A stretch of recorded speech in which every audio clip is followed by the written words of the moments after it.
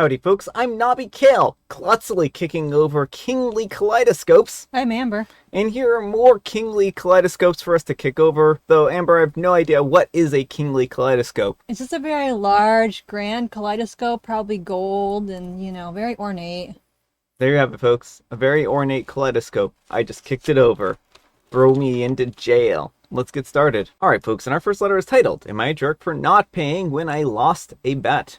My girlfriend and I have been living together for about a year, and one of our main arguments is around my boxer, Mix Max. She thinks that she's a dog whisperer because her dog Jupiter is basically the perfect pet, and that I'm a lousy dog owner. I think it's because she has a border collie that just trains itself. She hasn't developed any of the normal routines that dog owners do, like put their shoes out of reach, or never leave food unattended, and then she gets angry every single time she pays for it.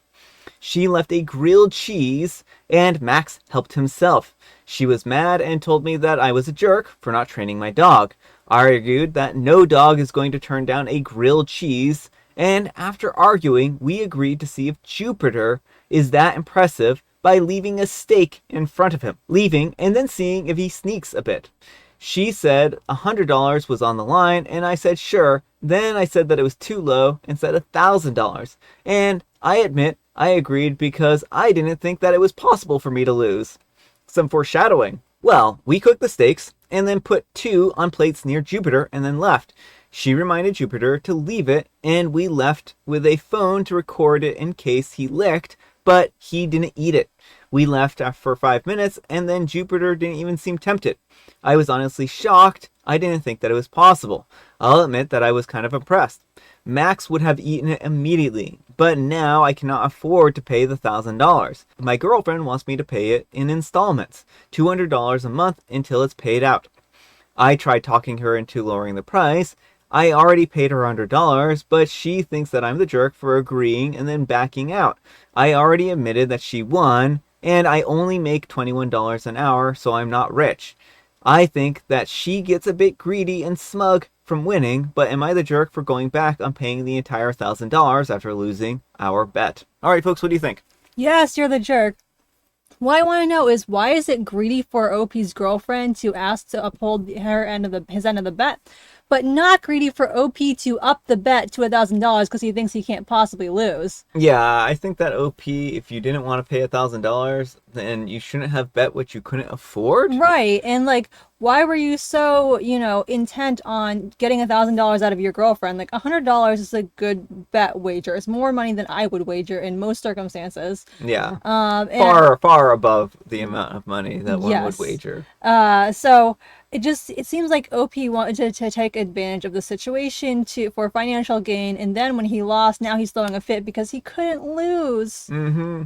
Yeah, I mean, I think that OP, you are wrong. You need to agree. You agreed to do $1,000, and you were willing to take your girlfriend for $1,000, and so now you have to be willing to pay up $1,000. That's how bets work, right? You can't just have it $1,000 when you win and $100 when you lose, right? Yeah, there was no contingency in place. It was $1,000. Whoever loses has to pay out. Yeah, and the arrogance. What do you think of the arrogance? Yeah, I was actually just about to get to this.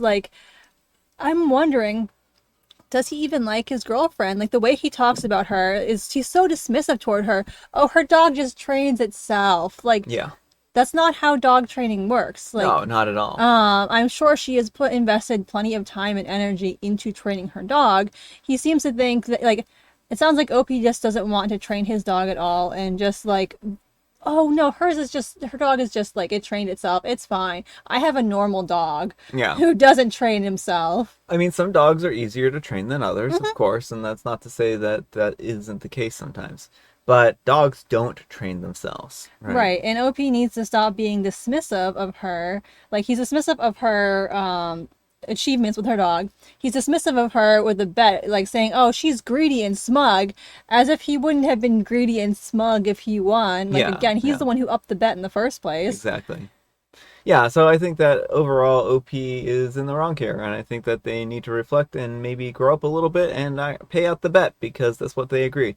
Maybe you can talk to your girlfriend and be like, well, if I put $500 of it towards dog lessons, can I pay you less money?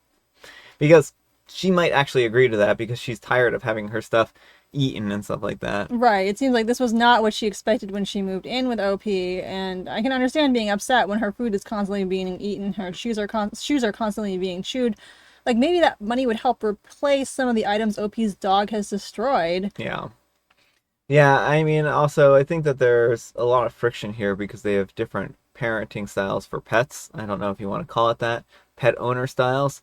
And OP seems like they don't really want to, like you said, discipline, and they're not too upset when their dog does things that it's not supposed to. Whereas OP's partner, they're really, very focused on having a dog be trained and well behaved. So maybe this is actually a deal breaker. Mm-hmm.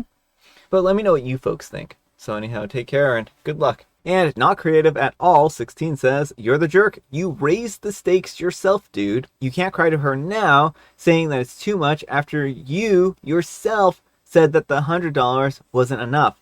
And yes, you're the jerk for not training your dog better.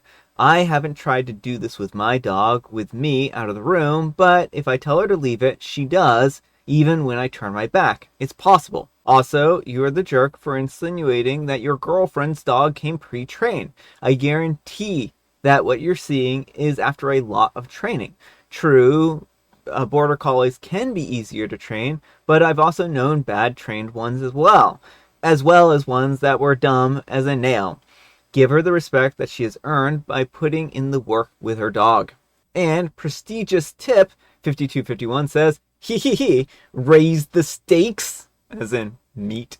And Tempting Penguin 369 says, should have raised them higher before running his mouth.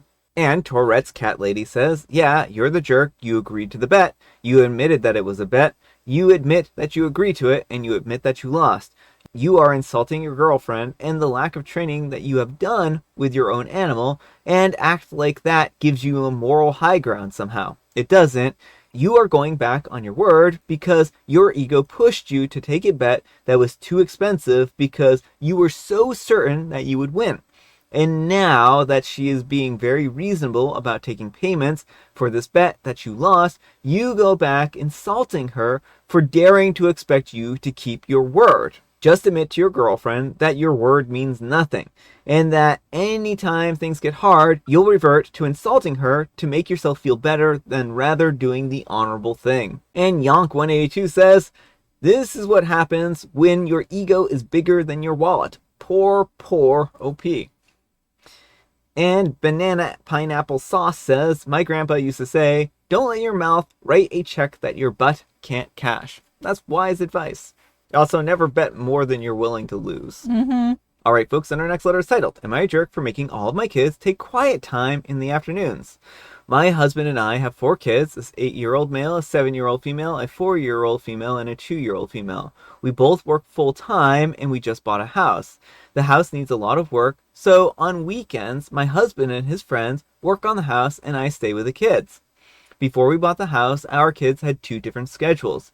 The older 2 would go out with a parent, and the younger 2 would stay with the other so that they could nap without everyone having to drop everything and be home by 12:30. Without my husband home to split up the kids, we've had to combine schedules, so we go out in the morning, we tend to eat lunch in the car, and then everyone has a nap or quiet time. The older 2 go to the room and they can read or play quietly, and the younger 2 sleep. Quiet time starts at 1, and the older 2 can come out at 2:30. The younger 2 tend to wake up between 2:45 and 3:15. During quiet time, nobody comes to get me unless someone is bleeding, throwing up, or on fire. After quiet time, everyone has a snack, and then we watch a movie, Dad gets home, we have dinner and family time before bed. Last weekend, my sister-in-law stopped to pick up some folding chairs during quiet time. She commented on how quiet the house was and asked what I did to get the kids quiet. I told her that it was quiet time and that everyone has to stay in their rooms and sleep and read or play quietly. She asked if I was really doing that to my older kids, and I said yes. They read and they play with their Barbies or Hot Wheels, color, and make blanket forts, etc., in the room for an hour and a half twice a week. She mentioned that she never did that with her kids when they were young. She's a stay-at-home mom with 2 kids 10 years apart. And even said that she thinks that it might be abusive for me to lock the 2 older ones in the room for an hour and a half just so I can get some peace and quiet. I told her to take the chairs and go, but she is still complaining to family that I'm abusing the 2 older by making them play in their rooms for an hour and a half so I can take a break. Am I the jerk for making everyone take a quiet time? All right, folks, what do you think? Not the jerk. I mean, when I was about 8 or 9, I was at a church summer camp and we had a quiet time. I think it was an hour. And, like, yeah, sometimes you get bored and you don't know what to do, but, like, you could read or write postcards home or whatnot. Like, I honestly think it's good to kind of have kids have a time when they're not on electronics and they just have to kind of imaginative play, coloring, playing with Barbies or trucks, like all that stuff that inspires creativity. And I think solo play and creative play is an important part of childhood. Yeah, I mean, I think that this is certainly not abusive, right? I would not put this anywhere in the ballpark of abusive. Mm-hmm. Now, maybe if she was literally locking the children in the room, Yeah. and that might be a little bit of a different situation, right? Absolutely. Yeah, you should never lock children in rooms they can't get out of. It's a fire hazard and, a dangerous situation. Yeah, but it doesn't sound like she's literally locking them away. I think that they're just, away in their rooms for a certain amount of time. And I think that this is important because, like Amber said, I don't think that this is going to ruin their development. I don't think it's going to make it be damaging to them. I think having time to sit and read and be quiet and think and stuff like that is probably good for kids, right? Especially in a world where, people are plugged in so often, right? But let me know what you folks think. So anyhow, take care and good luck. And Radish Mommy says, you have 4 kids. Sister-in-law has 2 with massive age gaps. We all parent differently. It's not abuse, but 90 minutes is a lot of time to spend alone for the older kids. Do they share rooms? And OP replies, yes, the older 2 share a room. And New P3721 says, info, lock the older 2 in their rooms. Do you actually lock the older 2 in their rooms, or was that just a turn of phrase that she used? And OP replies, I don't lock them in their room, but they know not to come out and get me unless someone is bleeding, throwing up, or on fire. Alright folks, and our next letter is titled, Am I a jerk for calling the police on my ex over something that started as a quote-unquote joke? My ex and I have 50-50 custody of our 10-year-old daughter, Phoebe. 2 weeks ago, my ex sat Phoebe down and told her that she will not be joining him, her stepmom, and her step-siblings on vacation because they wanted to be a family-only thing. This was BS. She was supposed to go. I had already given them permission to take her out of the country, and he even bought her a plane ticket.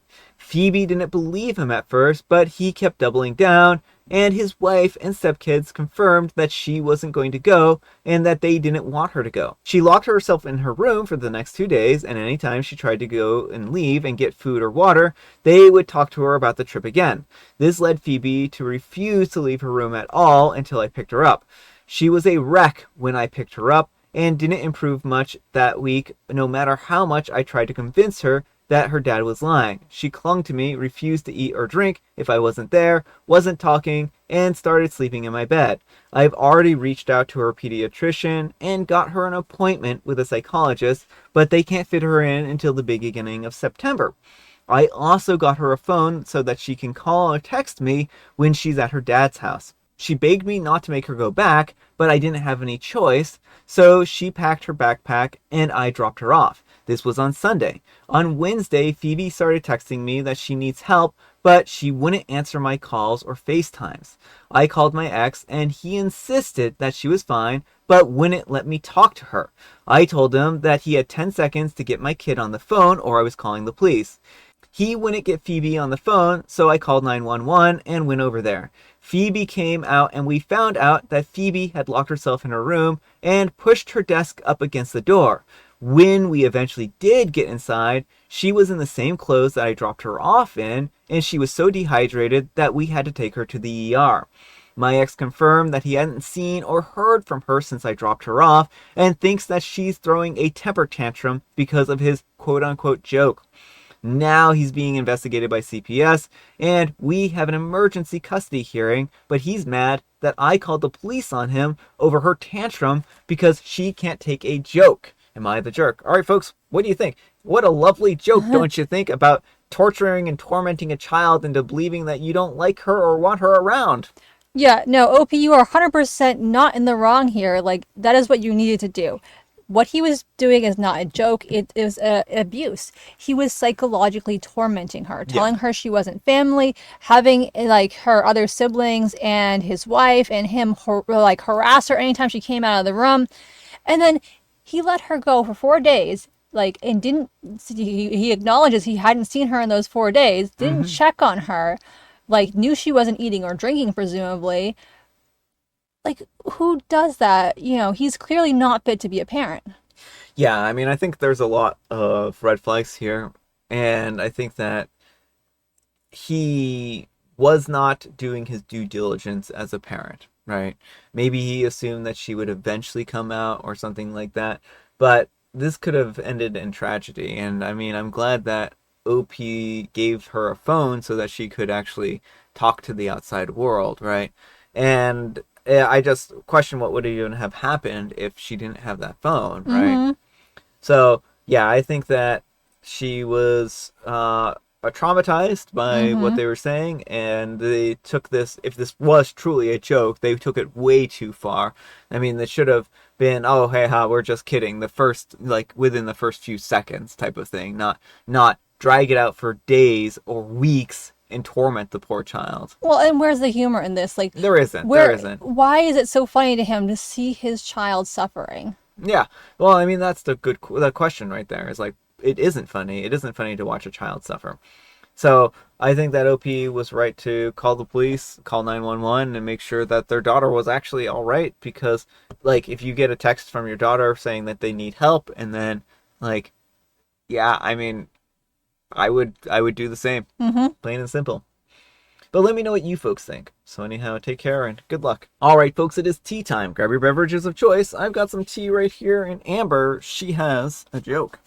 It's going to be a rotten vacation when your sister gets carsick as you back down the driveway.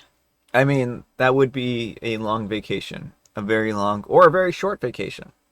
And I have Earl Grey. All right, folks, that's all the time we have for today. Thank you so much for watching. Happy terrific Tuesday, folks. I hope your Tuesday is off to a terrific start. Also, folks, we have a live stream coming up at the end of the week. I hope to see you then. We have it scheduled, so make sure to check that out. Amber, we need some kind of moral advice and or guidance, and please have it on parenting. Don't abuse your children. I mean, yeah, that's shouldn't have to be said, but don't. Thanks so much for watching, and we'll see you all tomorrow.